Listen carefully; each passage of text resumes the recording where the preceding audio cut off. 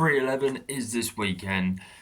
Stacked card, amazing pay-per-view to start off the year for UFC. Obviously, we had last week, Madan and Rebus. That was actually a great card. As much as it weren't entertaining, it was a great card. Now we've got another great card in 311. We're going to talk about the matchups, my predictions for the main card. I'm only doing the main card. I might do a separate video, maybe, not too sure. But regardless, we've got the main card. Going to speak about it. We're going to start from top to bottom. Main event. Islam Makhachev, obviously the pound for pound best, the champion at lightweight, going against Arman Tsarukyan, the number one contender at lightweight and obviously ranked number one. This is a rematch. The first one was close. The first one was a really good fight when they were both in their younger years, just starting in UFC, especially Arman. It was Arman's first fight in the UFC. Arman got a takedown on Islam. Who gets a takedown on Islam? Do you know what I mean? It was a very competitive fight. Obviously, I think if Arman had a couple more years in the UFC, I think it would have been a different fight. But now we've got it for the title. Even better. We had it years ago when they were both just contenders. Now we're getting it when they're obviously both in the top five. Obviously, Islam champion, pound for pound. Notable wins for Arman since his loss to Islam. That was his second to last loss. He did lose to Mateusz Gamrot, but that was a fight where it could have gone. Yeah, Gamrot could have won, Arman could have won. It was a 50-50, You didn't know who was going to win it, but it was a great fight, that one. If you haven't seen it, watch it as well. He's got Beneil Dariush, Charles Oliveira, two great names right there. Obviously, Charles Oliveira, they fought at 300. That was another close one, but I think Arman did do enough to just tag that one there. Obviously, since Islam fought Arman, he's obviously been undefeated since. He was undefeated at the time anyway. But he has gone on an absolute tear, beating people like Dan Hooker, Oliveira, Volkanovski twice, Dustin Poirier. That resume right there is amazing. I am just looking down here, just got some notes written out. But yeah, Islam's the best. Islam's the pound for pound king. I think this will be a very different matchup. I think both of them the grappling's obviously got better. Their striking's got better. I actually give Arman Tsarukyan the nod in better striking, while I give Islam the better grappling. I think that's how this matchup's going to go. I think there will be grappling, but I think at the end of the day, I think it's going to end up keep going back to the feet.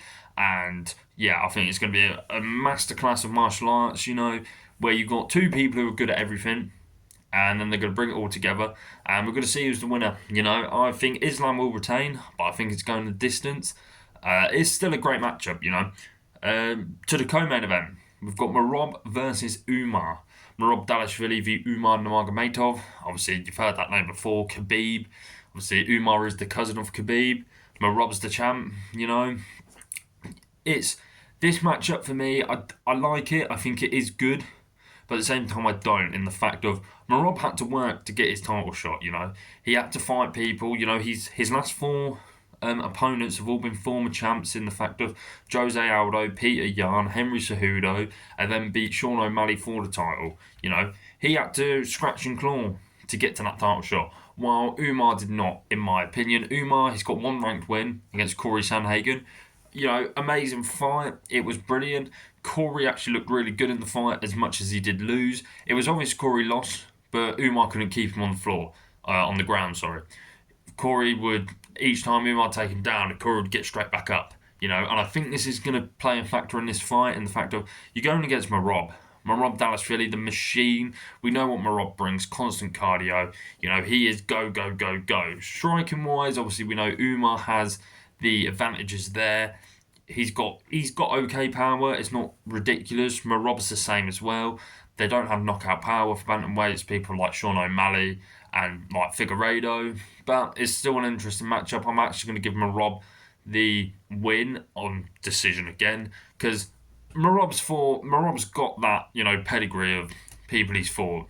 Jose Aldo, even you've got Marlon Moraes from there. You've got every person at bantamweight you can think of. Merab's probably fought him, while Umar's only come against one ranked opponent, and there was times he struggled in that fight. He did win convincingly, but he did struggle, So that's a good matchup. Co-main event and main event are absolutely stacked. Obviously, I did forget to say it's for the Bantamweight Championship of the World, but if you know, you know.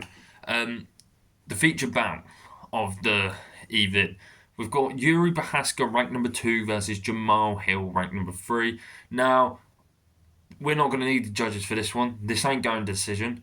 Someone is getting knocked out. Someone's getting put to sleep. Someone's potentially could die in the ring. Who knows? I'm joking, obviously. But Yuri and Jamal are coming off losses against Alex Pereira. They both fought him. Pereira fought Yuri at 303. The rematch got brutally KO'd with the switch kick to the head. Jamal Hill at 300, where that one you could say is controversial. It's not controversial. I don't know what people really think about that one, where obviously Jamal Hill kicked him, thought it was low. He was like, my bad. Alex stepped closer, closed the distance, and then as soon as the ref went go, left hook Larry and KO'd him. So that was that, so this is a win. This is a matchup where they need a win. Regardless if it's Yuri or Jamal, they need a win because they'll be on a 2-fight losing skit then. And I love both of these guys. They're actually some of my most favourite fighters. They're entertaining. Jamal Hill, every time he goes in there, it's a war. Same for Yuri. Yuri's more entertaining because he's so unpredictable. You flying knees, spinning stuff, even hands down. It's just going to be one of those fights where you know what you're getting. It's going to be a slugfest. Technique out the window. And, we're going to be happy to watch at the end of the day. I don't know who's going to win. I can't put a prediction on it because I can see Yuri winning, but then I can see Jamal winning.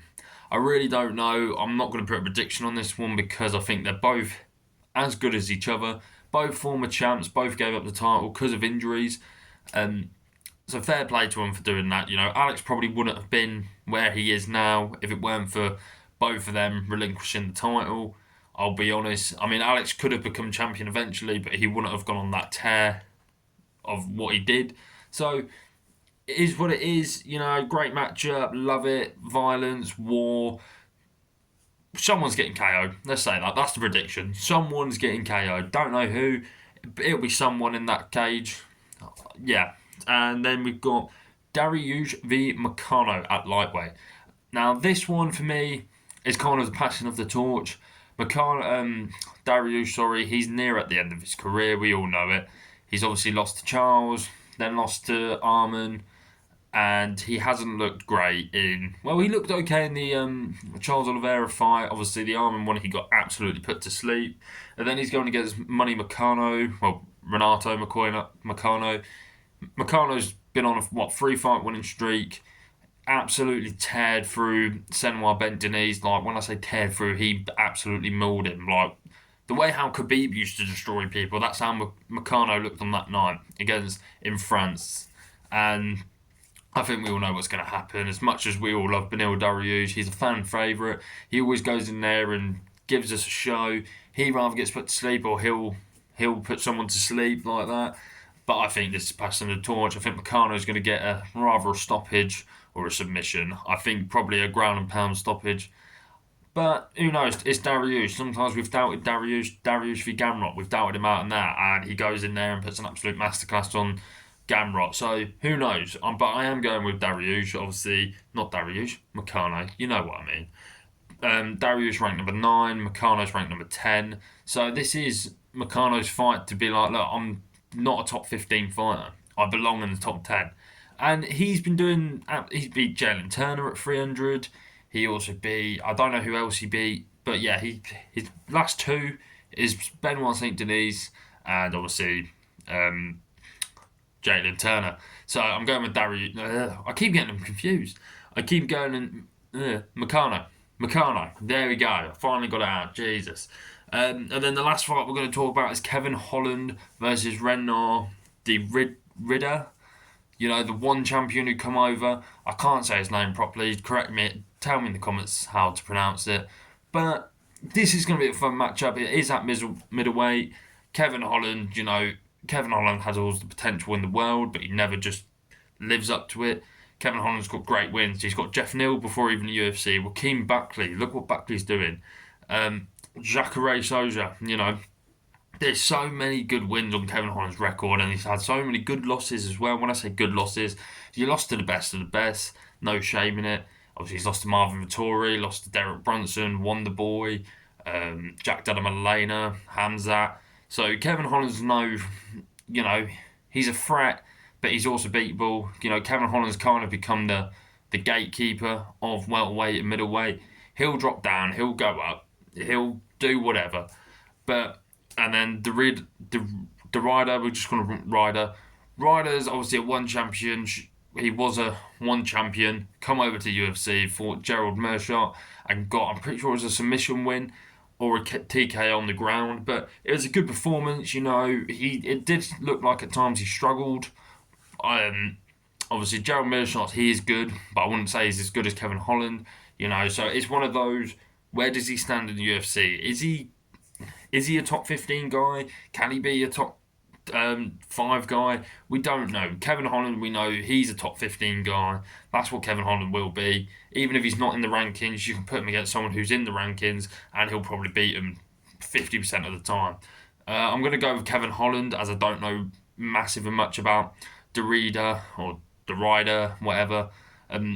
I watched his first fight at the UFC, but that's all I've watched of his. I know he's a one champion. I know he was a champion in one. Then he's come over and fought Gerald Meerschaert. That's the only fight I've watched of him, so I'm going to keep it short and sweet.